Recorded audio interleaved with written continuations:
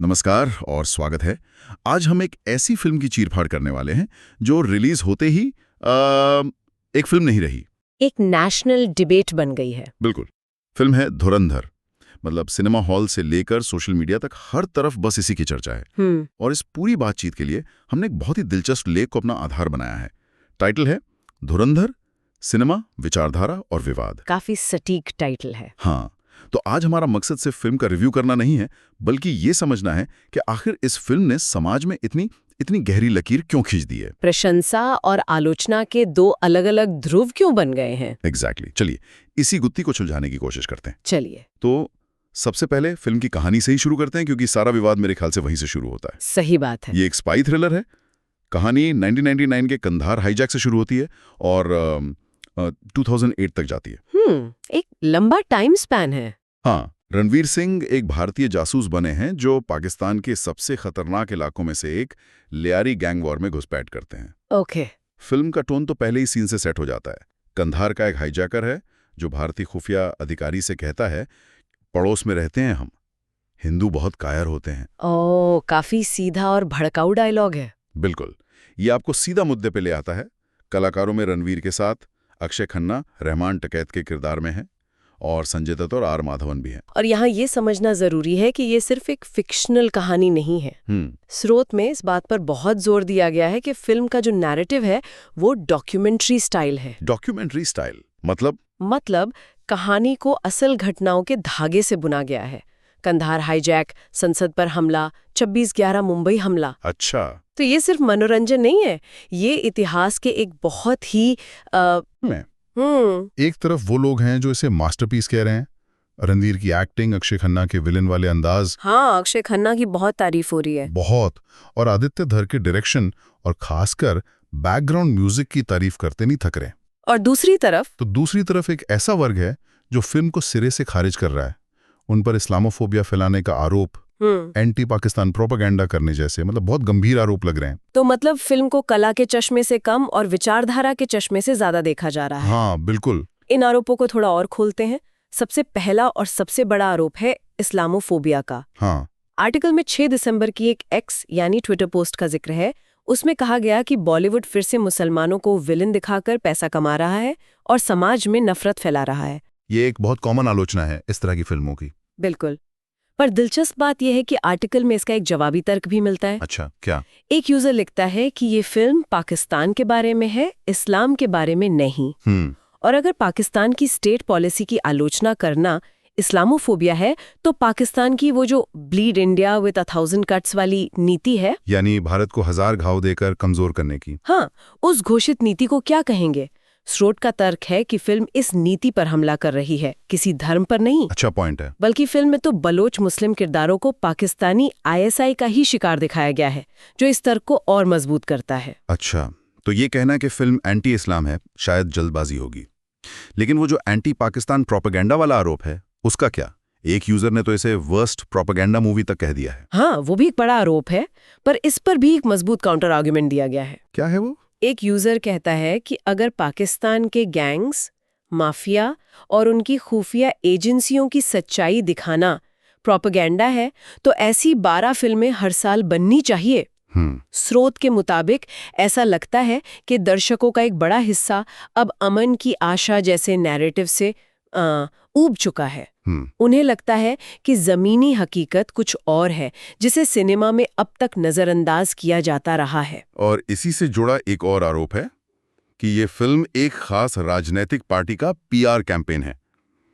ये कितना सही है? यहीं पर लेख इस आरोप को सतही या सुपरफिशियल कहता है। सतही क्यों? और उसका कारण भी बताता है।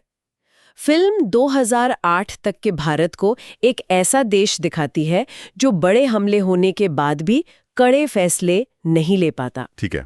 अब आप सोचिए, कंधार हाईजैक और संसद पर हमले के समय अटल बिहारी वाजपेयी के नेतृत्व वाली NDA सरकार थी। सही बात है। तो अगर फिल्म उस दौर की कमजोरियों को दिखा रही है, तो वो तो सरकार पर भी सवाल उठा रही है।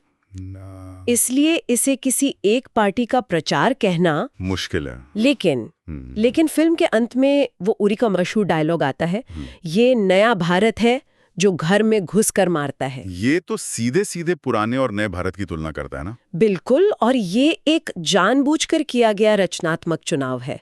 फिल्म दिखाती है कि 2008 तक भारत की प्रतिक्रिया क्या थी और उसके बाद क्या बदलाव आया।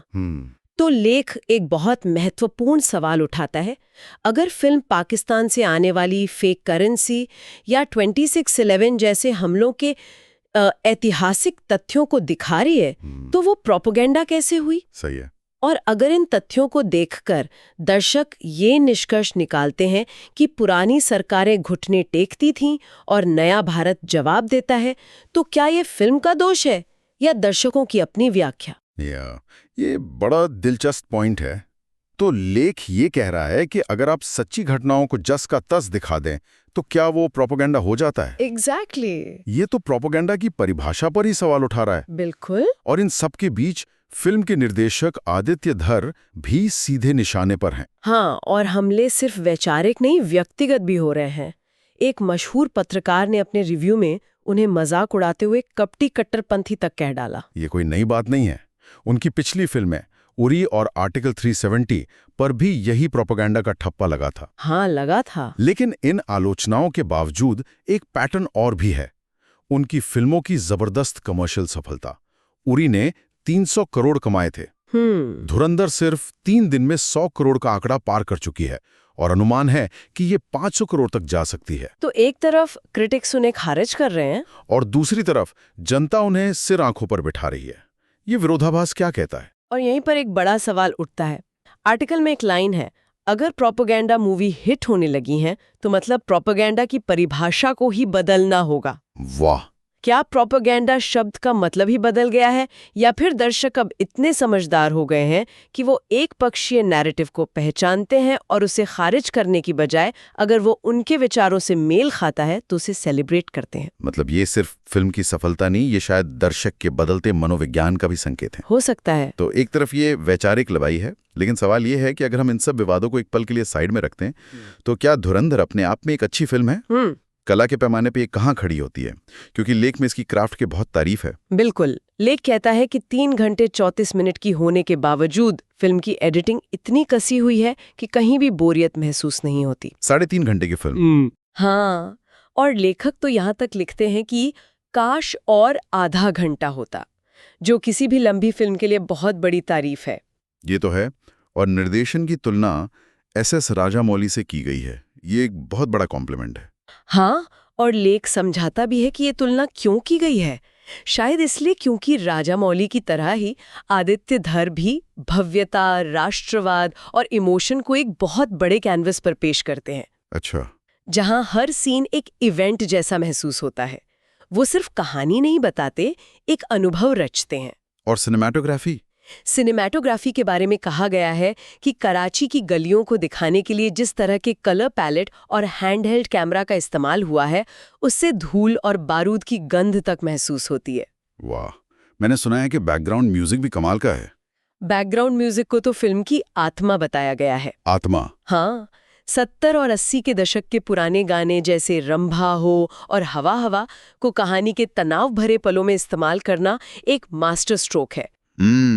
ये तो इंटरेस्टिंग है। स्कोर की तुलना हॉलीवुड के दिग्गज कंपोजर हांस जिमर के काम से की गई है, खासकर इंसेप्शन जैसी फिल्मों से। जहां म्यूजिक सिर्फ बैकग्राउंड में नहीं चलता बल्कि खुद एक किरदार बन जाता है। क्लाइमैक्स का जिक्र है जब रणवीर का किरदार अपने आखिरी मिशन पर होता है तो वायलिन और ड्रम बीट्स का एक फ्यूजन बचता है, जिसे लेख में रोंगटे खड़े करने वाला बताया गया है। सोचिए, एक हिंदी फिल्म के बैकग्राउंड स्कोर को इस लेवल पर सराहा जा रहा है। ये तो तकनीकी पक्ष की बात हुई। परफॉर्मेंस के बारे में क्या?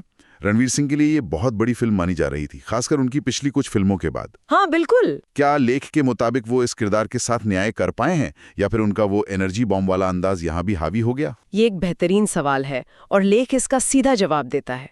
रणवीर के काम को उनका करियर बेस्ट कहा गया है। Career best? हाँ, इस फिल्म से उन्होंने साबित किया है कि वो सिर्फ अपनी एनर्जी के लिए नहीं जाने जाते बल्कि अपनी खामोश आंखों से भी एक जासूस का संयम और उसकी तीव्रता दिखा सकते हैं। अच्छा। वहीं अक्षय खन्ना एक ऐसे विलन के रूप में उभरे हैं जिनकी एक मुस्कान में भी खौफ नजर आता है। और संजय दत्त और आर माधवन जैसे मंझे हुए कलाकारों ने भी अपने किरदारों को पूरी ईमानदारी से जिया है। ऐसा लगता है कि हर एक्टर अपने रोल में पूरी तरह ढल गया है। तो कुल मिलाके ये एक अजीब सी स्थिति है। एक तरफ फिल्म तकनीकी रूप से इतनी मजबूत है, परफॉर्मेंस दमदार है, और दूसरी तरफ उस पे इतने गंभीर वैचारिक आरोप लग रहे हैं। तो धुरंधर को हम कैसे देखें, एक फिल्म के तौर पर या एक राजनीतिक बयान के तौर पर? शायद दोनों के तौर पर।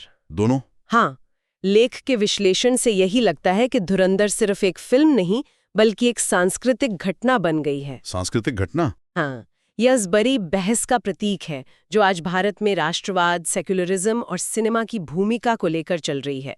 ये फिल्म सिनेमा घरों से निकलकर हमारे ड्राइंग रूम और सोशल मीडिया फीड तक पहुंच गई है। मतलब ये फिल्म जितनी बड़ी स्क्रीन पर है, उससे कहीं ज्यादा बड़ी बातचीत इसने समाज में शुरू कर दी है। बिल्कुल, और यहीं से एक ज्यादा गहरा सवाल खड़ा होता है जिसे हमें सोचना चाहिए। क्या सवाल? जब कोई फिल्म जो ऐतिहासिक घटनाओं पर आधारित हो, वो दर्शकों के एक बहुत बड़े वर्ग से भावनात्मक रूप से जुड़ जाए, तो क्या वो सिर्फ मनोरंजन रह जाती है? हाँ। या वो समाज की बदलती हुई सामूहिक सोच का एक आईना बन जाती है?